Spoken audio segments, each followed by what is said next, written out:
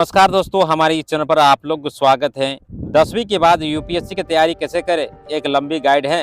अगर आप 10वीं के बाद यूपीएससी की तैयारी करना चाहते हो, संघ लोक सेवा आयोग की परीक्षा की तैयारी करना चाहते हो, तो यह एक बहुत अच्छा फैसला है। लेकिन यूपीएससी परीक्षा बहुत कठिन होती है, इसीलिए सही रणनीति और मेहनत की बहुत जरूरी होती है। सही स्ट्रीम और सही विषयों का चुनाव करें।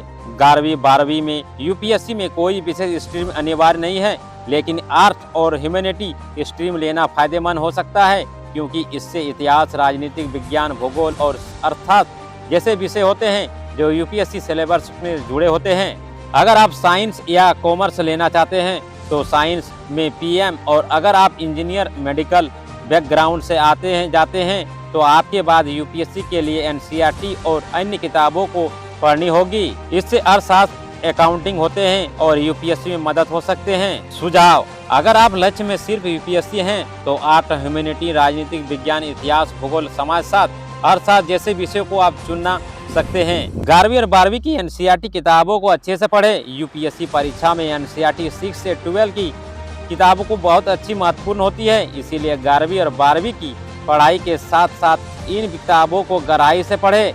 एनसीईआरटी कौन कौन सी किताब पढ़नी चाहिए? इतिहास, भूगोल, राजनीतिक विज्ञान और अर्थशास्त्र जैसे 6 से 12 तक पढ़ना अनिवार्य है। समाचार और सामाजिक घटनाओं को, करेंट अफेयर और पढ़ने की आदत डालें।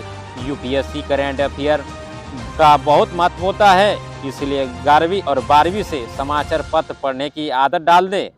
कौन कौन से अखबार पढ़ें? द हिंदू अंग्रेजी, दैनिक जागरण, राष्ट्रीय संकरण, इंडियन एक्सप्रेस जैसी अंग्रेजी और प्रेस इंफॉर्मेशन ब्यूरो वेबसाइट में उपलब्ध होंगे। इसके अलावा योजना, कुरुक्षेत्र पत्रिका, मंथली करेंट अफेयर्स मैगजीन पढ़ सकते हो। उत्तर लिखने और आंसर राइटिंग बहुत जरूरी है। प्रैक्टिकल शुरू करें। यूपीएससी मुख्य परीक्षा में आपको लंबे उत्तर लिखने होते हैं, इसीलिए 11वीं और 12वीं में से ही उत्तर लिखने का प्रैक्टिकल कर दें। किसी भी टॉपिक को 150 से 250 शब्दों को लिखने की आदत डालें। समाचार पत्र, संपादकीय और एडिटोरियल पढ़कर अपने विचारों को व्यक्त करें और लिखने के अभ्यास प्रैक्टिस करें। ग्रेजुएशन के स्नातक सही विषय को चयन करें। यूपीएससी परीक्षा में बैठने के लिए कम से कम ग्रेजुएशन पास होनी जरूरी है। कौन कौन सी डिग्री यूपीएससी के लिए बेहतर है?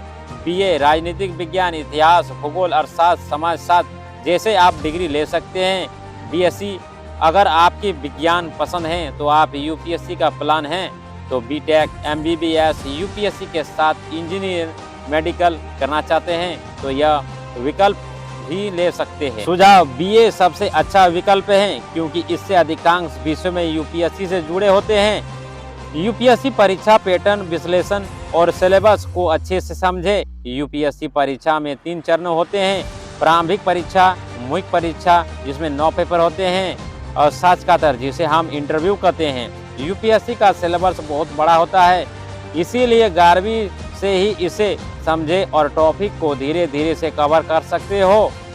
वैकल्पिक विषय का, ऑप्शनल का पर ध्यान दे। यूपीएससी मेंस में वैकल्पिक विषय को चुनना होता है। अगर आप पहले से ही राजनीतिक विज्ञान, इतिहास, भूगोल, समाजशास्त्र जैसे पढ़ रहे हो तो इनमें से कोई ऑप्शनल आप चुन सकते हो। एनसीईआरटी किताबों को पढ़ें और 12वीं के बाद पूरी हो जाने के बाद ग्रेजुएशन में किताबों को पढ़ सकते हैं। इतिहास, Bipin Chandra, Indian struggle of independence पढ़ सकते हो।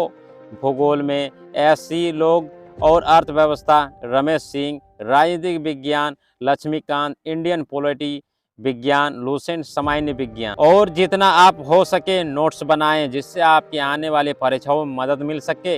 मॉक टेस्ट और विकल्प का हल करें।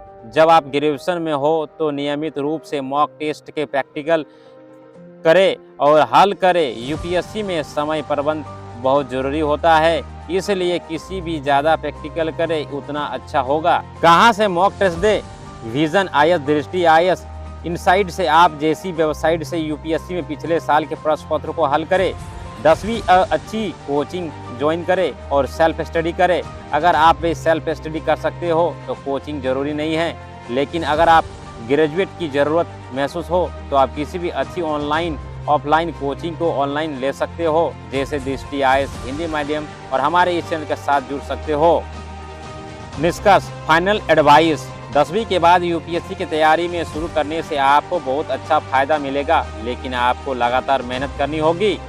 11वीं और 12वीं के बाद सही स्ट्रीम चुनें और बेहतर वैकल्पिक विषय को चयन कर सकते हो। एनसीईआरटी किताबों को गहराई से पढ़ें, समाचार पत्र, करंट अफेयर पर ध्यान दें और उत्तर लिखने की आदत डालें। स्नातक में सही विषय का चयन करें और यूपीएससी सिलेबस को समझें और ऑप्शनल विषय को चुन करें और मॉक टेस्ट को प्रैक्टिकल करें और कोचिंग की ज़रूरत हो तो ज्वाइन कर सकते हो। अगर आप यह सभी स्टेप को फॉलो करते हो तो यूपीएससी की परीक्षा में पास करने में संभावना बहुत ज़्यादा बढ़ जाएगी और सफलता के लिए अनुशासन की नियंत्रणा जरूरी है। अगर आपको इस गाइड को उच्च जानकारी अच्छी लगी हो तो हमारे इस चैनल को लाइक सब्सक्राइब जरूर करना कि मैं इस चैनल में इस तरह का वीडियो लाता रहूँगा और आप लोगों को जानकारी प्रदान